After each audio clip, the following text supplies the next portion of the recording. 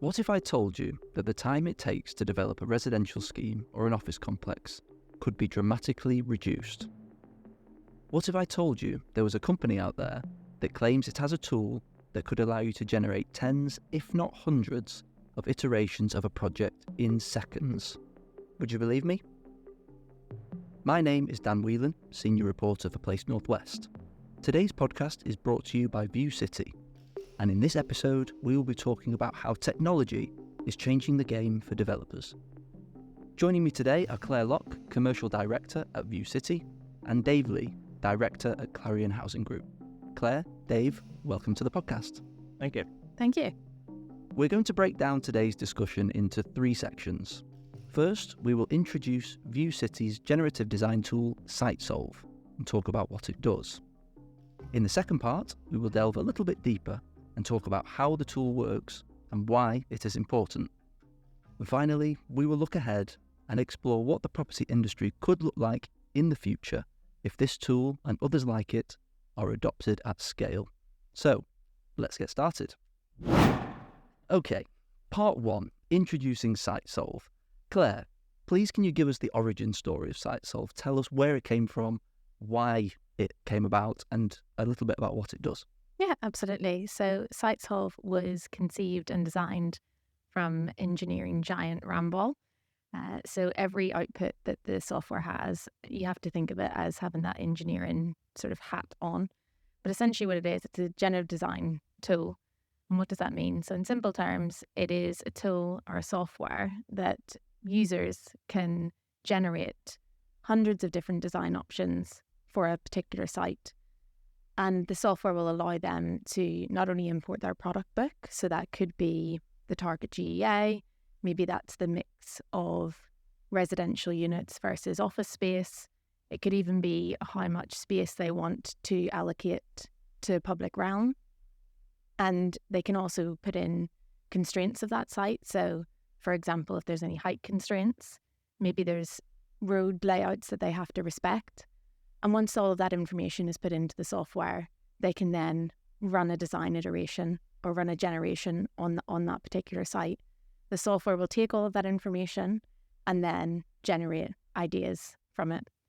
The really nice thing about the software is it's not just I put in all of my requirements, press play, and it gives me one option. It gives multiple options, but it also allows the user to tweak it as well. So let's say it does its first iteration of a design. Maybe you're not quite happy with maybe one of the shapes of the buildings that it suggested. You can go in, tweak that, and then rerun the generation or actually manually edit the block. So it's very much a tool that is there to assist users and help them come up with ideas really, really quickly. Okay, that's really interesting. It sounds very clever. So you essentially put a load of information in and it spits out ideas. Is this taking the creativity away from the industry to an extent? Should it not be up to the individual consultants to think of clever ways to redevelop a site rather than a computer? Yeah, I mean, I think as soon as anyone hears, generative design, AI, they instantly get worried and think, is this going to in some way take away the need for a consultant, the need for an architect? But from our standpoint, absolutely not. This is very much a tool to assist. I like to think of it as a co-pilot. So the user is very much there to decide what design is best, but also really coming back to that element of being able to tweak the designs and manually edit them. So the computer is not going to say to you, this is the final design. It is very much the user who has that ability to say, these are the top 10 designs that I like. I've done my tweaks. I've edited it slightly or maybe dramatically. And then they take that on further into the design phase. So it's actually a way to speed up some of those traditionally quite long and laborious tasks when it comes to site capacity studies, site validation, feasibility studies, and really shortening that period down and allowing them to have a much longer period of time where they can do the creative bit of architecture. Dave, how did you become aware of this tool and how have you found it? To be honest, we've been looking into these tools for a long time, or me personally as well, before my time with Clarion. But we actually did a trial of 5, I believe, in the year, because SiteSolve is not unique. Mhm. There are other competitors out there and stuff like that. So we did a full trial of all 5, and SiteSolve sailed over the top of all of them. Okay. For mainly usability and actually the couple them with VU.CITY. So the generative design part is one bit. Claire was saying before that you pump in the rule set, the constraints of the site. That can come from VU.CITY, which is the other part of this package. Yeah, and that's the kind of unique bit why we chose to dive into SiteSolve and VU.CITY. Because what this is actually doing is it's using the rule sets that you provide to give those options. Mm. Yeah. If you are not very prescriptive, then it's going to give you options that you just can't build. Like a 80-story tower. Yeah, something like that. It'll be an 80-story tower and you'll be going out on your balcony and you'll be next door, you know, that kind of thing. So you've got to really constrain the site, but you need to know what you're doing with that. Mm-hmm. And in order for that to happen, you need all the information in one place. Yeah, and that's actually where the VU.CITY part comes in, I think, rather than the SiteSolve, Okay. as it is. So we're interested in that basically because of, again, speed, but we're not changing process.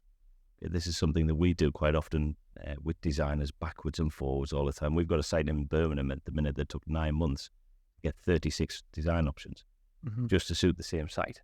And these weren't tweaks of design, these were completely different options. We could have done that in half a day, Wow.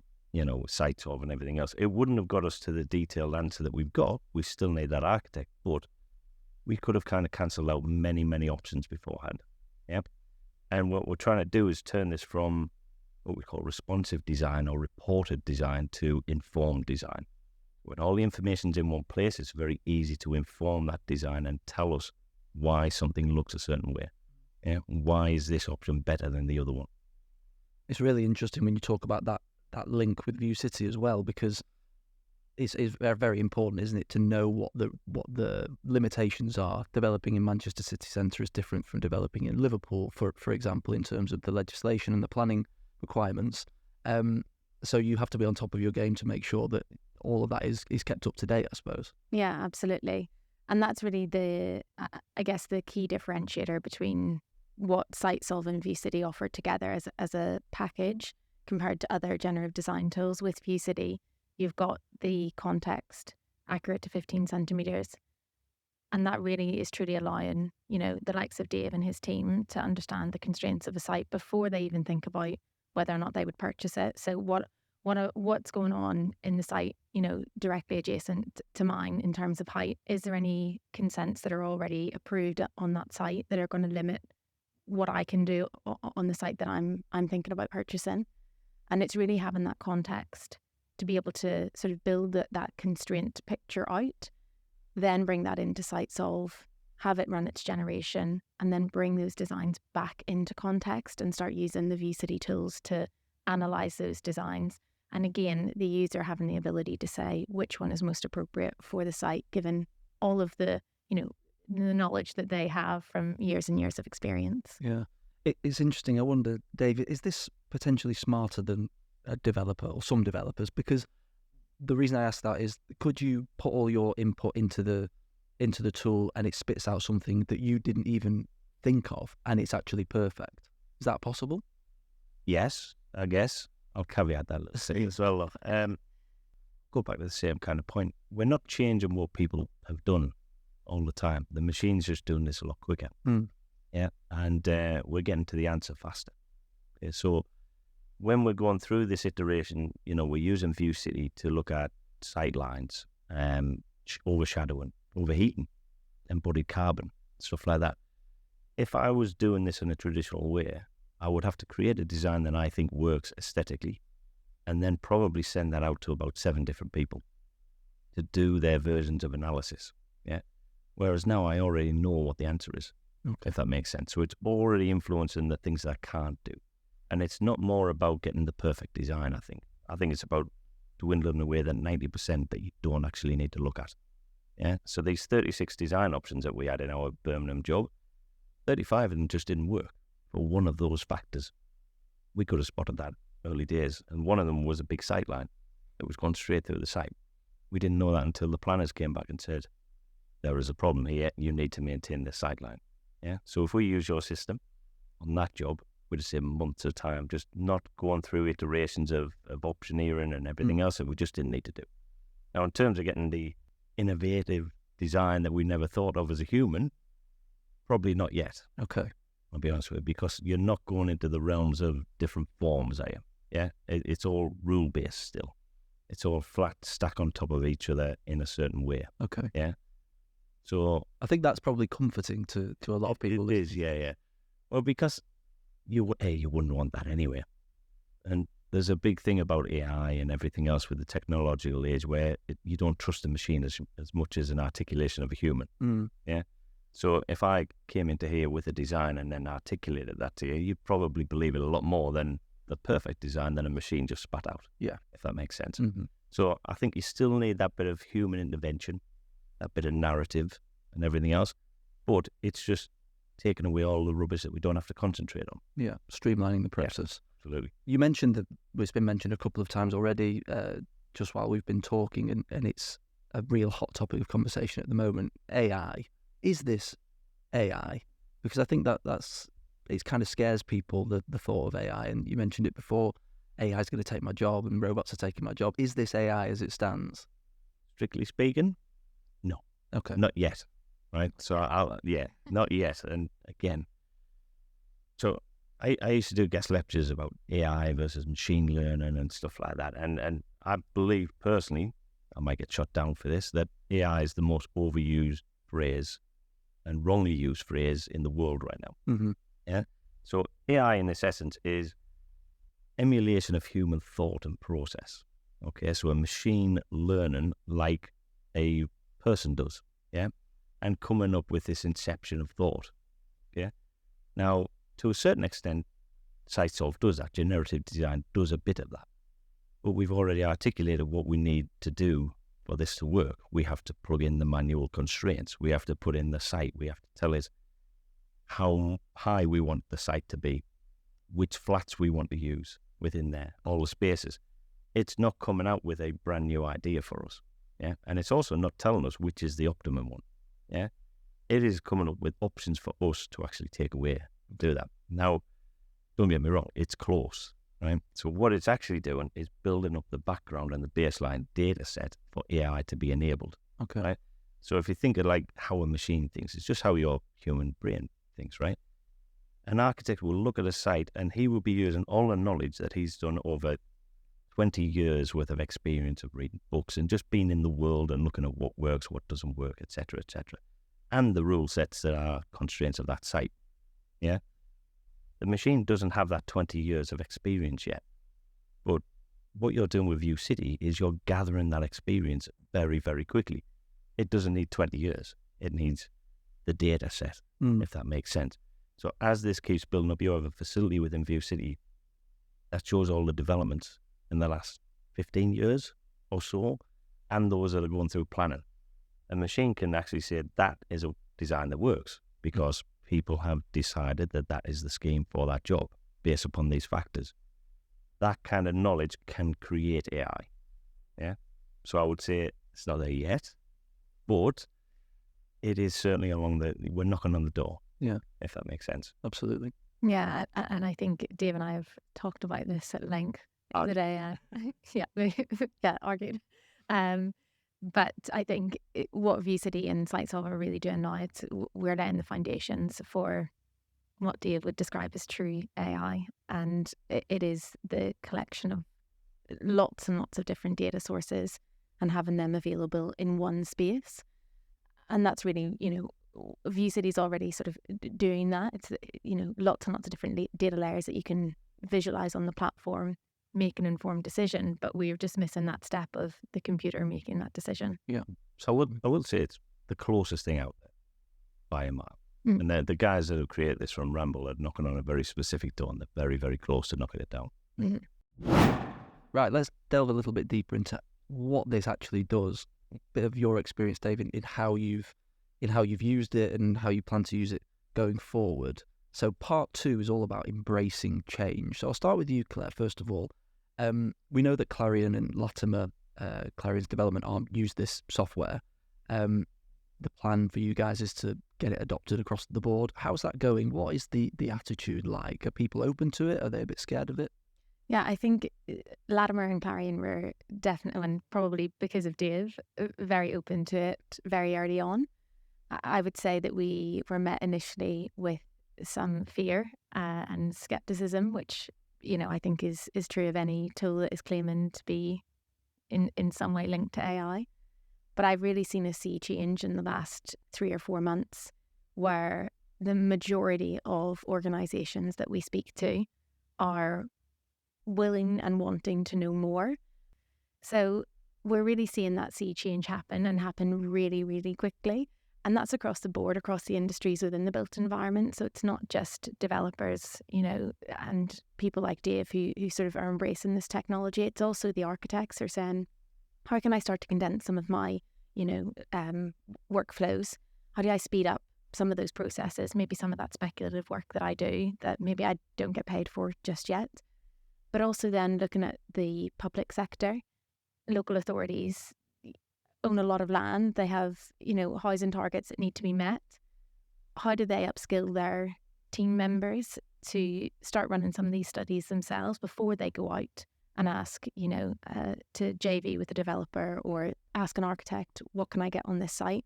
But it's also really good for site prioritisation. If you're a local authority and you've got 10 sites across your borough that you're not sure which one is the most appropriate, where do you even begin? Well, let's look at what you can get on each of these sites. And you can run these studies, in a matter of minutes. Like it really, really does speed that down. But so we're really, seeing that sea change across all industries. And I think it's only going to continue as the technology gets better. Yeah, it's really interesting.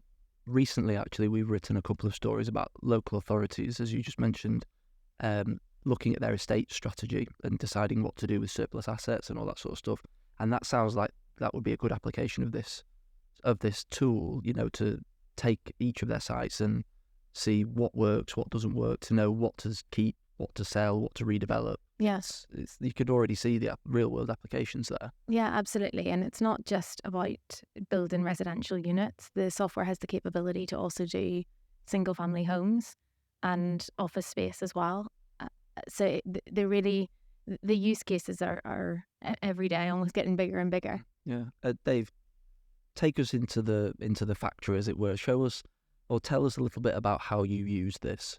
Take us back to brass tacks and speak in layman's terms about your process with this software and how it works, so that people listening can get an understanding for the process.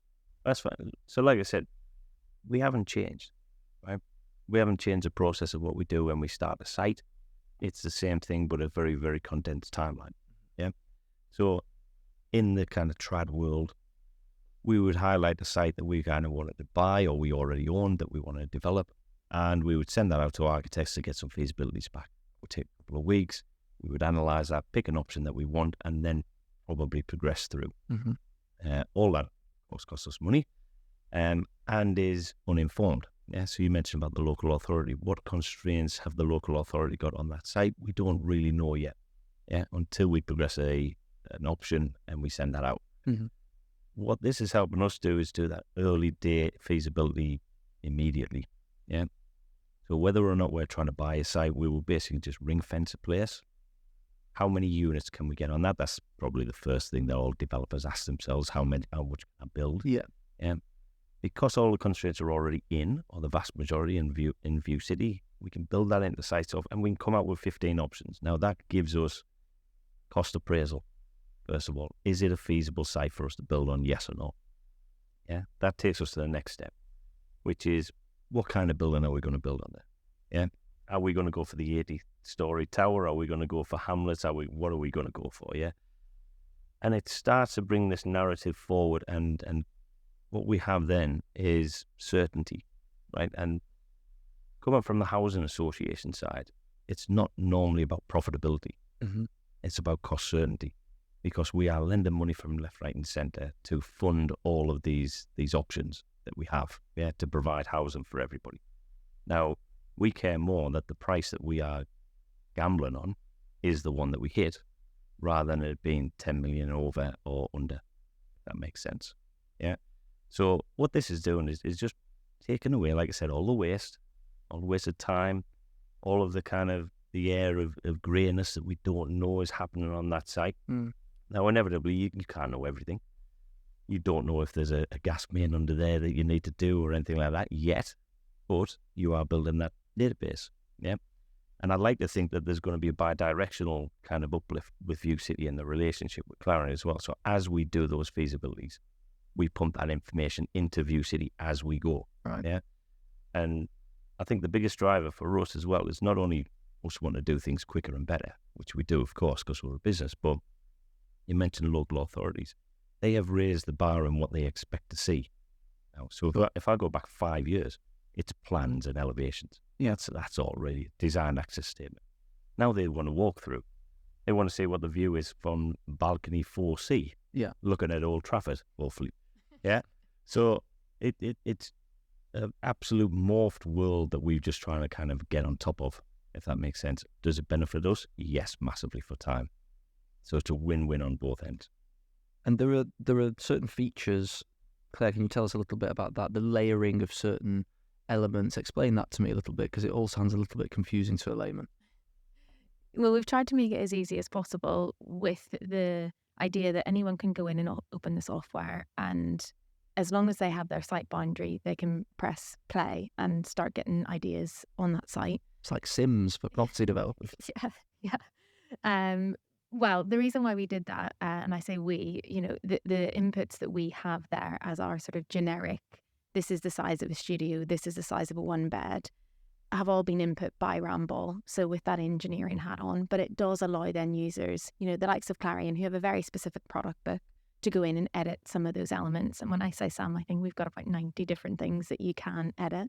And that can be anything from, I mentioned there the size of the apartments that you'll build. So what are your minimum sizes for a studio? What are your minimum sizes for a one bed? But it can even be down to what are the size of the roads that you have in, let's say you're doing a master plan. Are they 7 meters? Are they 9 meters wide? You can go in and start to put in amenity space. So let's say you're going to do a residence lounge in one of the buildings. You can actually assign that. And really, the list goes on and on. There's so many individual little tweaks that you can make to the software or to the algorithm, and have it designed with all of those constraints and that requirement in mind. And, I really have to go back to this point that you can continuously edit what you're putting in and then have it generate new ideas off the back of that. And I think that's really where sort of Clarion see the benefits. They've got their product book, they go in, they'll press play, they'll start to get an idea of what could be possible. But then afterwards, it's the human saying, actually, now that I've seen some of the designs that do fit into our product book, maybe because I know this site slightly more, maybe I could, extend this particular building. So it's really that ability for the user to edit as many of those inputs as they want, and continuously edit those and iterate those designs. Dave, are you using this on any sites in the Northwest at the moment that you want to tell us about? Well, I can't tell you the sites, but yeah. So, our focus in the last 5 years has changed primarily to the Northwest as well. So we've got major sites in Leeds, Manchester. Our focus at the minute has shifted to the M62 corridor, right? To be honest. And cost us a lot of land. The land prices here have stayed consistent, whereas London is just so condensed, everything else. We need to provide ridiculous amounts of housing for the UK, and we see this as our primary target. So I can't tell you which ones we're working on now, but I would suggest if you do look out for the M62 corridor, there is a lot of work that we're using VU.CITY for as well. Mainly we're looking at the high-rise, the urbanised areas that we're using this tool on. Yeah. The large-scale housing, you're not there yet on, but I think that's going to come in the next wave of VU.CITY sites and stuff like that. When you can actually articulate a housing estate, that's when real power comes into this tool. Yeah, I was going to ask where can you currently use this tool? So Manchester, obviously, and some of the cities. But if I want to build, as Dave said, a housing estate in Cheshire, what does that look like at the moment? You could technically do it. Commercial director VU.CITY hat really on here. You can create housing estates, but what I would say is the software very much was designed with city centre locations and sites in mind. But we do recognise that, you know, master planning at a larger scale is needed in the software. So I would say if somebody wanted to go in and just design out a site with, you know, 20% housing, 60% residential apartments, and then the rest office space, I think it would give you a really good idea of what you could build out. But a 100% housing estate, we've still got a little bit of a way to go. And actually, we're getting quite a bit of interest, not necessarily from UK developers, but certainly overseas developers who are really wanting to use this type of software on humongous sites. So we are doing some testing at the moment and really sort of pushing the software to its maximum. Claire, in terms of the limitations, we've mentioned that it's not quite ready for the more rural areas, and it's city centre focused at the moment, and nothing is perfect, and you're always trying to iron out the kinks. What are the main challenges that you've got with this software at the moment that you're trying to work through? Well, with any software, I think you're constantly sort of trying to evolve and make it better. I think the biggest challenge that we face is we've briefly touched on it, but you know it does come down to policy. Policy is changing constantly, and there's different policies depending on where you live, and that's not even just, you know, globally. Even in the UK, there's different policies and requirements depending on what borough you live in, what your postcode is. So we have to work really hard to keep on top of all of that. A good example is just this year, the fire regs. There was an update to the fire regs, and it now means that there's a requirement for an additional staircase once you get above a certain height. And we obviously have to write that into the software. Otherwise, the designs that it generates wouldn't actually be feasible. So it's kind of a bit of a sort of, we have to run at all of these policy changes quite quickly, understand them quite quickly, and then write that into the software. So that's definitely, I guess, a challenge. And another challenge that we have, and you sort of briefly touched on it when we talked about, you know, what happens if policy was digital? Would that speed things up? And I think one of the challenges there is the adoption of technology across our industry.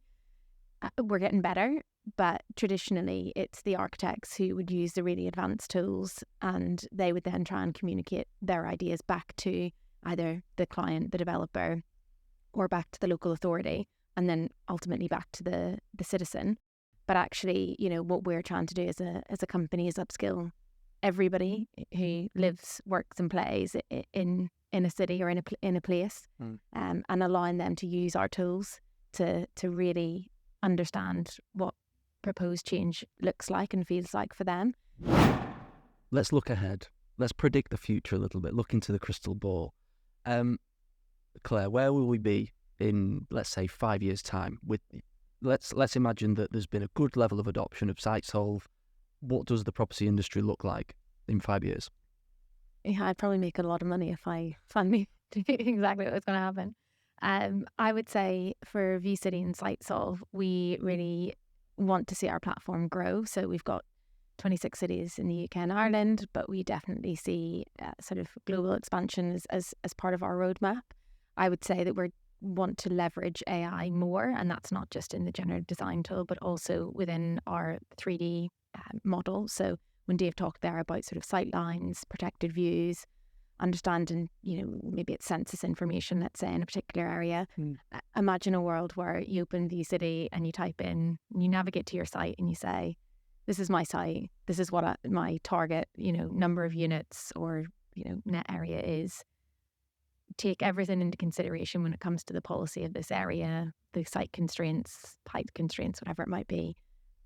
Now build out my site. And it seems, you know, articulating that seems like, wow, we've got so much to do, but I can see that being the future of design, and especially in VU.CITY, I can see that being a possibility. Yeah, and Dave, for Clarion and Latimer, you mentioned before that the sheer number of housing units, homes that would need to be delivered to address the housing crisis. Will this and other technologies like it, because there are others out there, allow you to deliver houses faster?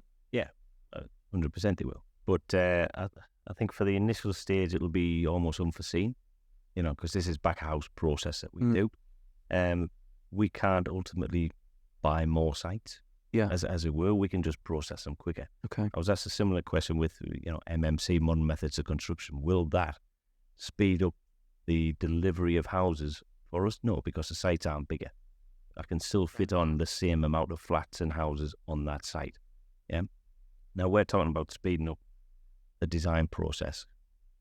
It hasn't sped up planning yet. Right, exactly. Yeah? So I still need to sit there for a year and wait for a planner to do adjudication. I still need to create them plans that I've been almost bad-mouthing. Yeah. Yeah. So until this starts to influence the other end, yeah, and we can go through and have almost pre-approved planning designs. Yeah. And by the way, if you do what you've just described, that's AI, right? We've hit that. But if we get to the point where we say, look, this design is pre-approved by this local plan, yeah, because it meets all the criteria, because it's a with all due respect to planners, they have a lot of subjectivity, but 80% of their job is tick box exercise as well. Is it hitting the biodiversity targets? Is it doing all the rest of it? Are we looking into carbon now? So that's a huge thing for us in Clarion and the world. Yeah. Is, again, that's a reporting tool. We come up with a design, we sometimes build it, and then we report how much carbon have we put into that building. It's too late. Yeah. I can't rip it out again, put it back in. So we might be seeing a shift not into the amount of houses that we do and the amount of buildings that we do, but the type of buildings that we do, the design criteria. So more carbon neutral buildings should come in, less overheating. Again, a big thing, even in Manchester, man. There's still an overheating problem up here as well. But it can be pre-calculated. And actually, most of the overheating problems is not the amount of glazing that you have or anything. It's the slight orientation shift that you've got to the building. That's done way before you do a calculation for overheating. Yeah, when the design's already probably gone through planning. Yeah. So I think you might see just probably not like more houses going up. I think you'll just see better. Excellent. A good way to finish, I think. Tech is coming. In fact, it's already here, and what we've heard today is both exciting and a little bit daunting, but mainly exciting. SiteSolve and other tools designed to streamline and speed up the development process could drastically change the way the industry works. It is time, it seems, for decision makers to get on board or get out of the way. That's all we've got time for on this episode of the Place Northwest podcast, so thank you so much to Dave and Claire for joining me, and to you, our listeners, for tuning in. If you want to learn more about VU.CITY and SiteSolve, head to VU.CITY. And for all the latest property news across the Northwest, head to placenorthwest.co.uk and subscribe to our free daily newsletter. I hope you can join us again for another episode of the podcast.